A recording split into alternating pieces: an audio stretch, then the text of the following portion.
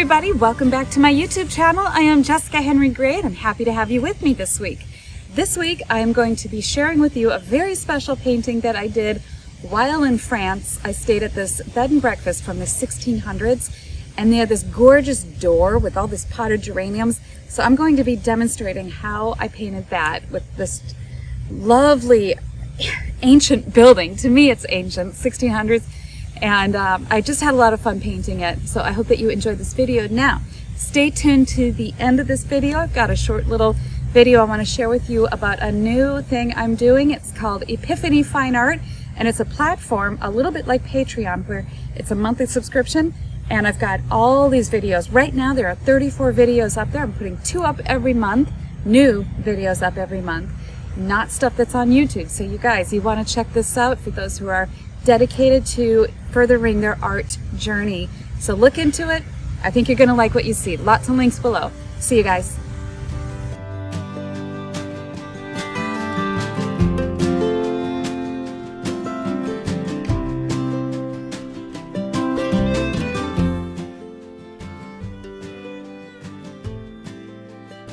This is my daughter ringing the morning bells at Le Hermitage Bed and Breakfast, where I will be painting.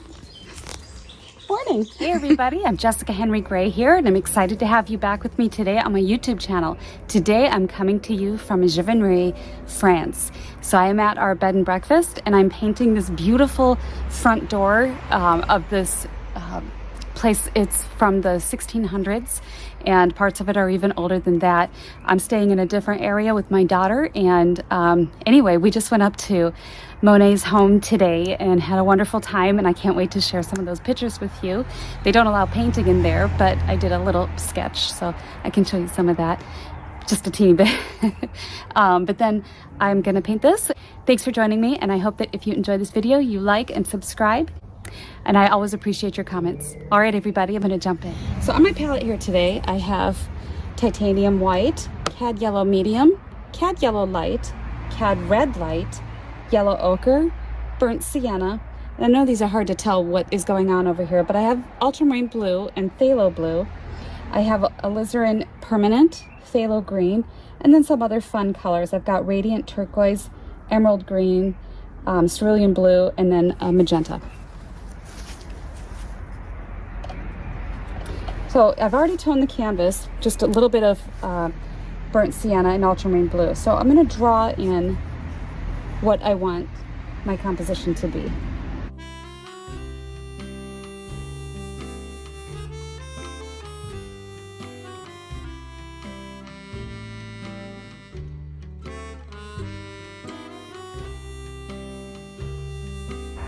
And pots, there's pots down here. Geraniums.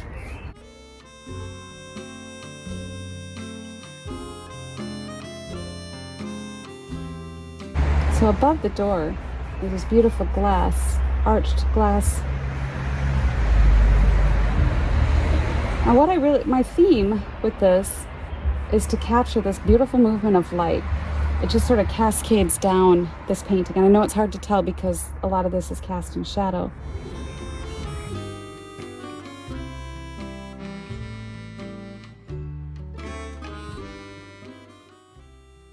So for the next little bit here, I am just going to work on loosely blocking in my composition and my design where I want the objects to go.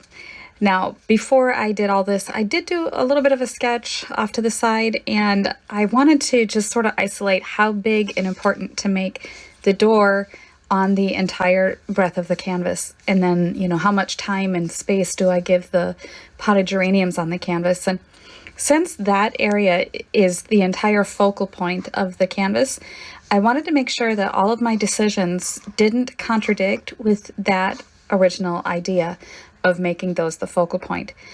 That being said, the really interesting timber frame structures of the building, I could have painted with great detail and striking contrast as they appeared on the building.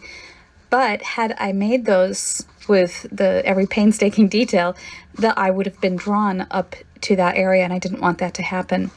So I wanted those timbers to be identifiable that this building could be identified because of those structures.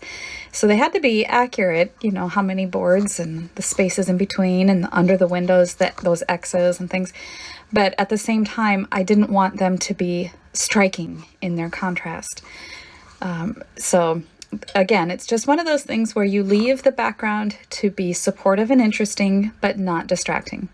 So now I'm coming back to the door and I'm working on the passage around the door frame, wiping out a little bit of that toner, the tone on the canvas, just to accentuate and clean up some lines and heighten the light a little bit on that. And it makes the door look more recessed by doing that feature.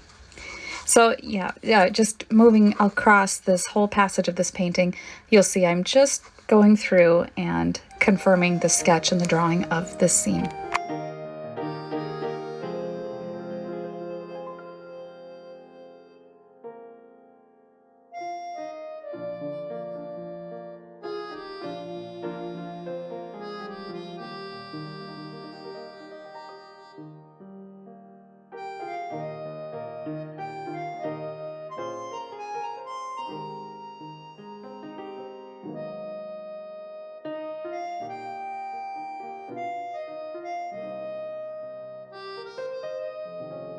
Now, just like when you paint a forest scene or anything else that's fairly complicated that has multiple layers, when you squint down at foliage, in this case, behind the flowers in the pots, I look for that value that is beyond the objects in the foreground, those things that are sort of blocking our view from what lies behind. So I'm squinting at the scene and I'm painting everything that I see behind those and the values that I see behind those. So in the case of this door, just squinting at it and blocking in the shadows, and then on the side of the door and the steps where that is a little bit darker, I'm working on blocking in those shadows first before I start even painting the objects.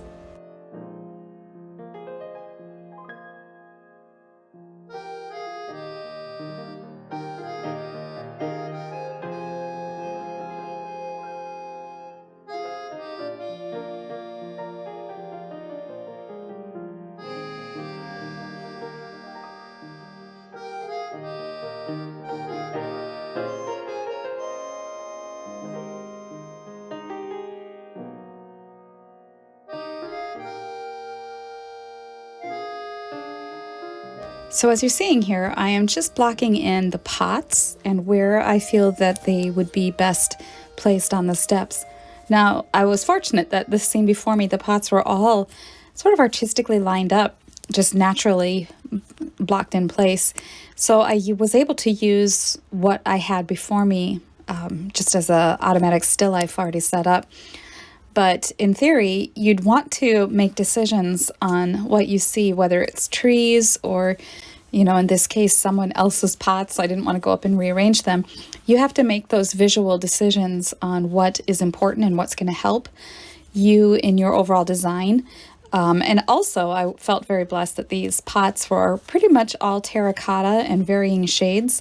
I'm glad that none of them were of other brighter colors or garish colors, nothing to distract from the beauty of the redness of and pink of the geraniums and the interest of the door and the vines and so forth. So those would have been decisions that I would have had to make to neutralize the pots and allow them to not become distracting. But thankfully they were all just lovely and it all worked together. So I blocked them in, and now once I felt that those pots were in place, I'm putting in the shadows and making sure that there is something there to hold the pots. So in this case, it is the ground, the shadows, the darkness. So then I'll build into that a little bit more of the medium. I'm taking ultramarine blue and varying shades of cadmium yellow light and cadmium yellow medium. I'm starting now to block in the different shades of green, beginning with the darker value of the green that I see.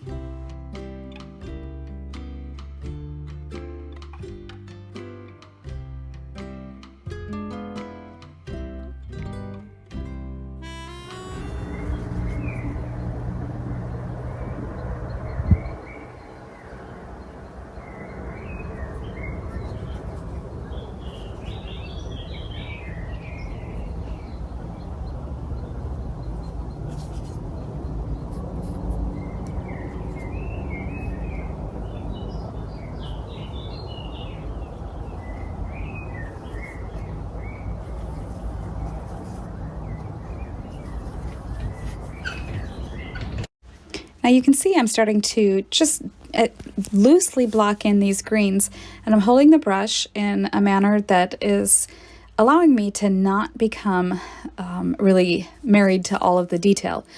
It's just sort of a loose, blocked in massing, more or less, of the different shades, leaving some of the background color of the toned canvas to just peek through and allow it to become the color of the house, while I put the color of the greens where they need to be. And as the greens move up toward the light, they become brighter with a little bit more of the cadmium yellow in them.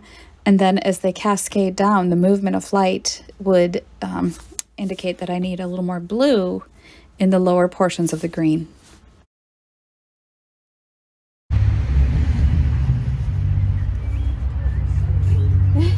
Wow. Oh, still a long ways to go. It's lovely. Thank you. Now I'm taking a little burnt sienna and white with a little yellow ochre to get the color of the bricks and the stones in the passage there in the front. The color of the green that is in the geranium leaves has a little bit more of the phthalo green and the blues in it, and still some yellows, but they're not as brilliant, sunshiny cadmium yellow green as the leaves of the roses are, so I wanted them to be a little bit more cooler blue.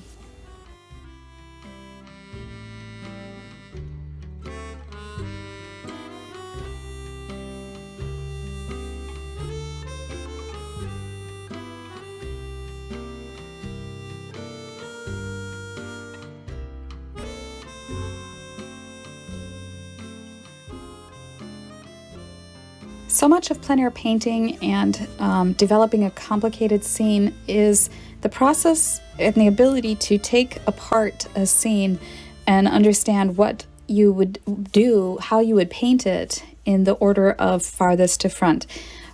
So in this case, looking at this scene with the steps and the bricks and the sidewalk, what would I attack first? Well, I always go to the furthest away and work myself forward. So it would be shadows. So I block in my dark shadows. Then I begin with sort of those medium tone values in the rocks and the grass and things. And then the highlights usually are the furthest away from the distance. They're closest to us. So those are typically last. Now, I have the whole foreground blocked into the place where I'm content with feeling that the essence of this painting is in place. Now I'm going to go through and work on some more of the details of just getting that background passage to where I'm comfortable with saying that's enough. It's there and it's holding its place, doing its job, which of course it wasn't there yet. But I'm coming through with a softer sort of tan neutral color and blocking in first the lighter passages of the stonework, and then I'll come through and do the darker timber frame boards.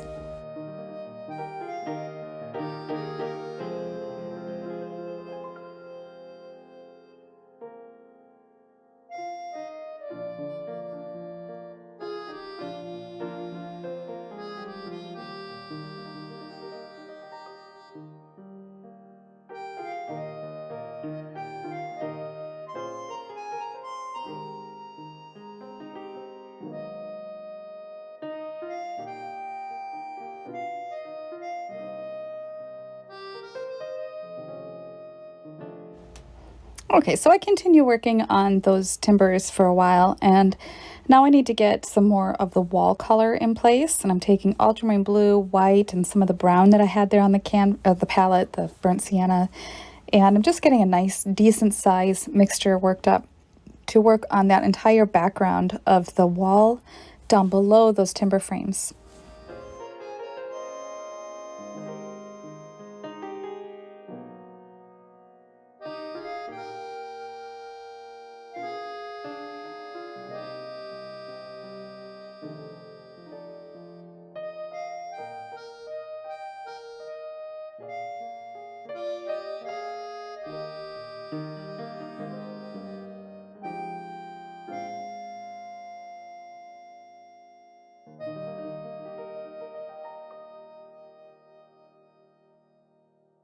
Now the shadows under the windows just sort of created this lovely vignette, creating and developing this movement of light that I just so cherished.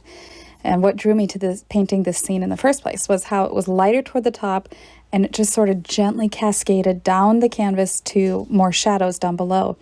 And then at the base, you're rewarded with this beautiful arrangement of geraniums. So working on that, I'm developing the shadows under the window frames and around the lower portions of that climbing rose. And now I'm starting to work on getting some of the light, really demonstrating that cascade of movement down the facade of the building.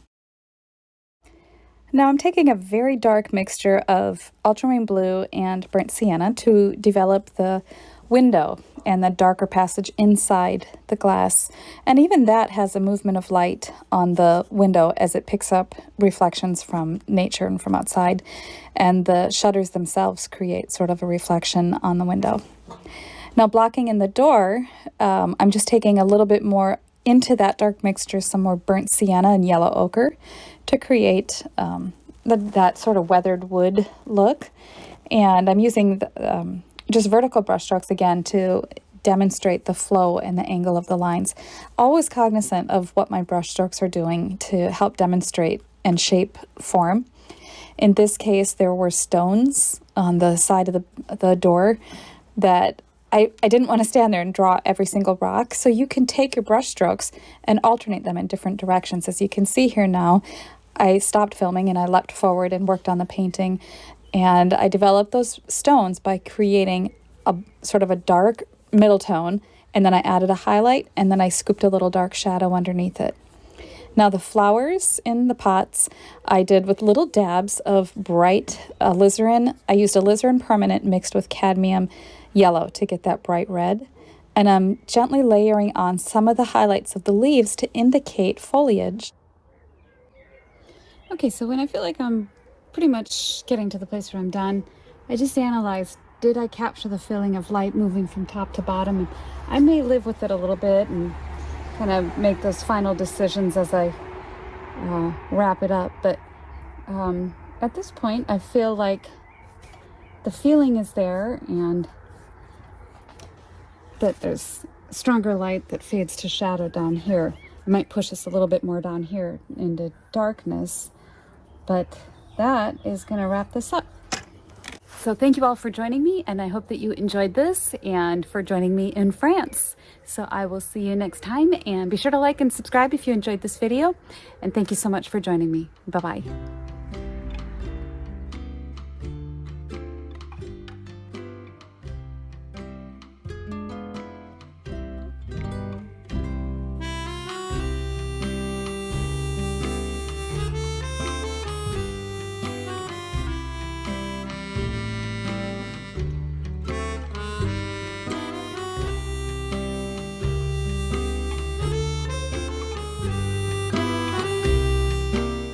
All right, well, that wraps up this video. Thank you guys so much for joining me. Be sure to like and subscribe if you enjoyed it, and watch this video coming right up. I think you're gonna like what you're seeing here with Epiphany Fine Art, for those of you interested in furthering your artistic journeys. All right, you guys, I'll see you next time. Bye-bye.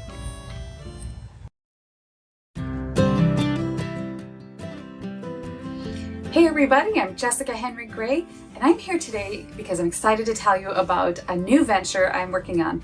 I am new to Epiphany Fine Art. Now, Epiphany Fine Art is a platform on which I will be doing art educational videos. Now, I've been on YouTube for 8 years, and I've had a wonderful time. It's mostly recreational videos. But with Epiphany Fine Art, I am able to take the time and really get in to the nuts and bolts of fine art education. On Epiphany, I will be teaching all sorts of different things, not just plein air, landscape, seascape videos, but I'll also be doing a lot more foundational drawing and really teach you how to draw. I'll do, of course, landscape, seascape, working from photos, plein air as usual, as well as portraits and still lifes and animals and all kinds of things like that, doing master copies, narrative paintings. And then I'll get into, I have a whole other category called nuts and bolts, teaching you the technical side of art, from painting surfaces to composition to art materials, paints, brushes, and card, all of that stuff, all of those things that we're always wondering about. One of the things I really love about Epiphany is that it's affordable. At $35 a month, you get access to all of those videos. You can watch the drawing videos anytime, or the animals, or plein air, whatever suits you. And every month, I will be putting up 2 new videos. Every month also, I'll do an evening of live question and answer. One final thing I really love about Epiphany Fine Art is that it is a company made by artists for artists. So it's not a great big organization. It's just a nice small business. All the money that comes in stays with the artists. Matt and Rena are the co-founders, and they're wonderful people, super friendly, really helpful, there to answer technical matters. If you want to take that next step in your art education, I hope you'll consider checking out my Epiphany page. I think you're going to like what you see. So check out the link, and I hope to see you soon.